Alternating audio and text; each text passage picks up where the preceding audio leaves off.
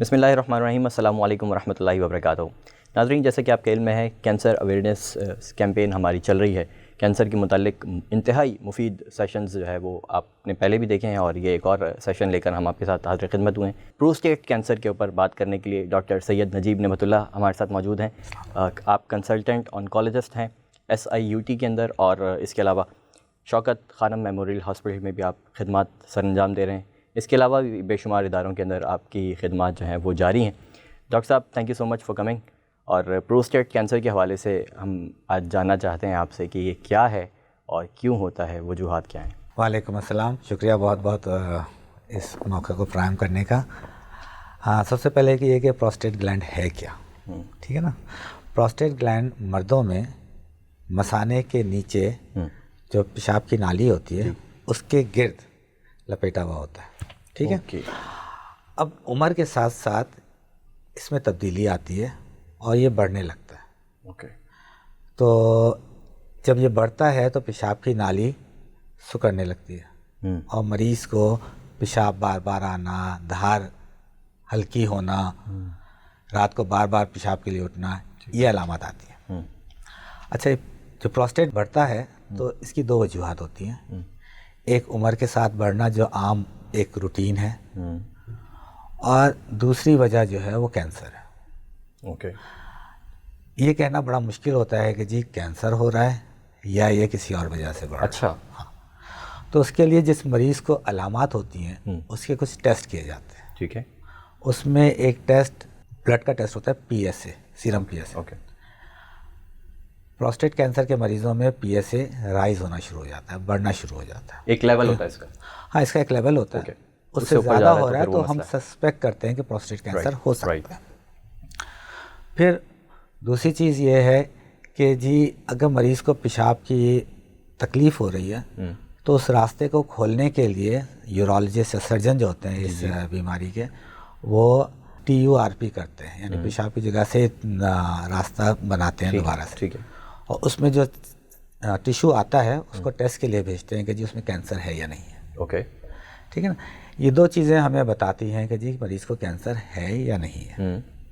اس کے علاوہ ہم اگر سسپیکٹ کر رہے ہیں کہ جی کینسر ہو سکتا ہے، اور ہمیں TURP میں کچھ نہیں آتا یا مریض کو زیادہ علامات نہیں ہیں، لیکن پھر بھی ہم سسپیکٹ کر رہے ہیں کہ جی یہ پروسٹیٹ کینسر ہو سکتا ہے، تو پھر پروسٹیٹ کی بایوپسی کی جاتی ہے۔ پروسٹیٹ کی بایوپسی میں کوئی آپریشن نہیں ہوتا، یہ سوئی کا ٹیسٹ ہے، جس سے سوئی سے پروسٹیٹ گلینڈ کے کچھ سیمپلز لیے جاتے ہیں، وہ ٹیسٹ کیے جاتے ہیں۔ اس میں اگر کینسر آئے تو پھر ہم اس کو ڈائگنوز کرتے ہیں کہ جی یہ پروسٹیٹ کینسر کا مریض ہے۔ ٹھیک، نیکسٹ اسٹیپ آتا ہے کہ جی یہ مرض تو صحیح ہے، لیکن اب اس کا اسٹیج کیا ہوگا۔ ہمیشہ کینسر میں پہلے ڈائگنوسس ہوتی ہے، پھر اسٹیجنگ ہوتی ہے کہ ہم کہاں کھڑے ہیں اس بیماری میں۔ ٹھیک ہے، آیا یہ پروسٹیٹ تک محدود ہے، یا پروسٹیٹ سے باہر نکل گیا ہے، اس کے اراؤنڈ غدود میں چلا گیا ہے، یا یہ جسم میں پھیل گیا۔ عام طور پہ یہ ہڈیوں میں پھیلتا ہے۔ تو اس کے لیے ہم کچھ ٹیسٹ کرتے ہیں، جس کے لیے CT scan, MRI، bone scan, یہ ٹیسٹ کر کے ہم دیکھتے ہیں کہ جی اسٹیج کیا ہے مریض کا۔ ٹھیک ہے۔ جو بہت ارلی اسٹیج کا پیشنٹ ہوتا ہے، جیسے لو رسک کہتے ہیں ہم، جی، اس میں ہم دیکھتے ہیں کہ مریض کی لائف ایکسپیکٹنسی کیا ہے، کیونکہ یہ بوڑھوں کا مرض ہے عام طور پہ 60، 70، 80 سال میں۔ تو یہ دیکھا جاتا ہے کہ مریض کی کنڈیشن کیسی ہے اور مریض کی لائف ایکسپیکٹنسی کیا ہے، کیونکہ ہو سکتا ہے کہ یہ کینسر اتنا ہلکا کینسر ہو کہ ہم نے ڈائگنوز تو کر لیا، لیکن مریض کی زندگی کے دوران وہ اس کو تنگ نہ کریں۔ تو ہم بھی اس کو کیوں تنگ کریں؟ ٹھیک ہے نا، بلا وجہ مریض کو تکلیف ہوتی ہے علاج سے۔ بالکل ایسے ہی ہے۔ اس کی وجہ یہ ہے کہ بہت امریکہ اور یورپ میں جو لوگ طبعی موت مرتے ہیں ان کا بھی پوسٹ مارٹم ہوتا ہے۔ ٹھیک ہے۔ تو انہوں نے دیکھا کہ جی جو لوگ لمبی عمر کے بعد مرتے ہیں ان کے پروسٹیٹ میں بعض وقت کینسر ہوتا ہے، جنہوں نے زندگی بھر اس کو تنگ نہیں کیا ہوتا۔ تو اس لیے کینسر میں دیکھنا پڑتا ہے کہ جی یہ کینسر مریض کو تنگ کرے گا یا نہیں کرے گا۔ اگر مریض کو کینسر تنگ کرے گا تو ابھی ہم بھی اس کو تنگ کریں گے۔ اگر مریض کو کینسر تنگ نہیں کرے گا اس کی زندگی میں تو ہم اس کے اوپر نظر رکھ سکتے ہیں، ٹھیک ہے، کہ جی جب بھی وہ پرابلم کرے ہم اس کا علاج کریں۔ تو یہ تو ہو گیا لو رسک۔ جو درمیانے رسک کے مریض ہوتے ہیں ان میں ہم دیکھتے ہیں کہ جی آپریشن ہو سکتا ہے کہ نہیں ہو سکتا. ٹھیک ہے. اگر مریض اس قابل ہے کہ آپریشن ہو سکتا ہے طبی لحاظ سے, اور کینسر اس قابل ہے کہ اس کو نکالا جا سکے, صحیح, تو آپریشن کر کے اس کو نکال دیتے ہیں. ٹھیک. اس کا آپریشن کا جو ہے سائیڈ افیکٹ یہ ہوتا ہے کہ جی پیشاب کا کنٹرول کچھ عرصے کے لیے ختم ہو جاتا ہے, آہستہ آہستہ مریض دوبارہ سے وہ حاصل کر لیتا ہے پریکٹس سے. اگر اس اسٹیج سے بھی بیماری باہر نکل گئی, ہائی رسک ہو گیا لیکن لوکلائز, ابھی پھیلا نہیں ہے, تو ہم اس کو شعاؤں سے, ریڈیشن سے ختم کرتے ہیں. شعائیں ایک طریقہ علاج ہے کینسر کا, جس میں جیسے ایکس رے کی مشین ہوتی ہے, ہاں ریڈیشن تھراپی, ان سے جو ہے بیماری کو ختم کرتے ہیں, ساتھ میں کچھ ہارمونل ٹریٹمنٹ بھی دیتے ہیں. ٹھیک ہے. تو یہ 3 علاج ہو گئے بیماری کو ختم کرنے, 2 علاج بیماری کو ختم کرنے. جی.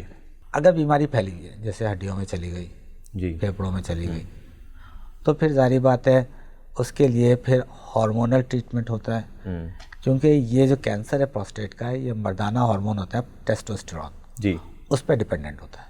اوکے. تو ہمیں اس کے سورس کو ختم کرنا ہوتا ہے, یا تو انجیکشن کے ذریعے اس کو بند کریں اس کے پروڈکشن کو, یا آپریشن کے ذریعے اس کے پروڈکشن کو کم کریں. اس سے بیماری کنٹرول میں آ جاتی ہے. اس کے ساتھ ہم مزید کچھ دوائیں دیتے ہیں تاکہ وہ مزید کنٹرول میں رہے.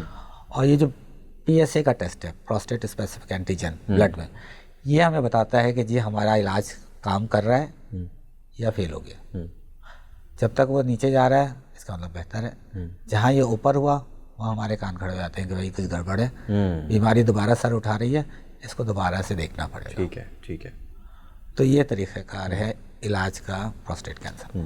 ڈاکٹر صاحب ایک ریکویسٹ یہ بھی کروں گا میں آپ سے کہ ہمارے جو دیکھنے والے ہیں, ہمارے جو ناظرین ہیں, ان کو ان کے گھر میں اگر کوئی پیشنٹ ہے اس کا, تو ان کو کب ان کے کان کھڑے ہو جانے چاہیے آپ والی بات کہ اب جو ہے نا ڈاکٹر کے پاس, اچھے ڈاکٹر کے پاس جو ہے وہ والد کو یا والدہ کو, یا اللہ نہ کرے کسی کے ساتھ ہو, لیکن اگر کسی کے گھر میں ہو رہا ہے, یا پھر آپ نے ایک تو چیز بتائی کہ نوجوانوں میں بہت کم ہوتا ہے, لیکن اگر انفارچونیٹلی اللہ نہ کرے کسی کے ساتھ ہو تو نوجوان کو بھی اگر ہو رہا ہے اپنے ساتھ یہ اس طرح کے معاملات, تو کیسے جو ہے وہ سیلف ڈائگنوس کیسے ہو سکتا ہے؟ اچھا, پروسٹیٹ کینسر کو ڈائگنوز کرنا, ایک تو یہ میں نے جیسے بتایا کہ جی پیشاب کی دھار میں پرابلم ہو یا فریکوینسی بڑھ جائے. دوسرا ہے کہ کبھی کبھی پیشاب میں خون آئے تو بھی یہ ایک علامت ہوتی ہے کہ پروسٹیٹ کینسر ہو سکتا ہے. جب بیماری لیٹ اسٹیج کی ہو جاتی ہے اور ہڈیوں میں پھیل جاتی ہے, تب مریض جو ہے وہ پیشاب کے سمٹمز سے نہیں آتے, ہڈیوں کے درد کی وجہ سے آتے ہیں. اور جب انویسٹیگیٹ کرتے ہیں ہم تو پتہ لگتا ہے کہ جی پروسٹیٹ کینسر ہے جو پھیل گیا.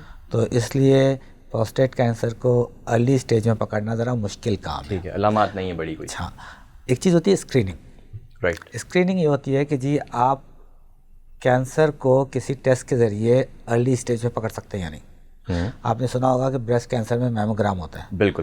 اس سے آپ بہت ارلی اسٹیج میں بریسٹ کینسر پکڑ لیتے ہیں, ایون اسٹیج 0 میں. رائٹ. پروسٹیٹ کینسر میں 2 چیزیں ہیں, ایک PSA کا ٹیسٹ اور ایک معائنہ پروسٹیٹ کا جو پخانے کی جگہ سے کیا جاتا ہے. اوکے. اس سے آپ پروسٹیٹ کینسر کو ارلی پکڑ سکتے ہیں. ٹھیک ہے. لیکن وہی بات جو میں نے پہلے کی کہ کچھ لوگ اس کے حق میں ہیں کہ جی یہ ہر سال کرنا چاہیے, اور اگر مریض کا PSA بڑا ہو یا کچھ چیز نظر آئے تو ٹیسٹ کرنا چاہیے. ٹھیک ہے.